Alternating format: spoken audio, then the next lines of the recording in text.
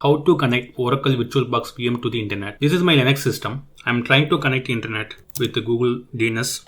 I'm not getting the response. So to connect the internet, first we need to go to the Oracle VirtualBox settings, then go to the network section, then select your bridge router, expand the advanced section. Here you have to click all, then click OK. Go to the run, type ncpa.cpl, right click, go to your Wi-Fi status settings. In my case, I have the internet connection through Wi-Fi. So go to the status, then click on the details, then take your DNS server as well as your default gateway IP address. So go to the Linux machine, go to the network configuration. Here you have to mention gateway address as well as your DNS address. Then save the file, restart network settings, do the NS lookup.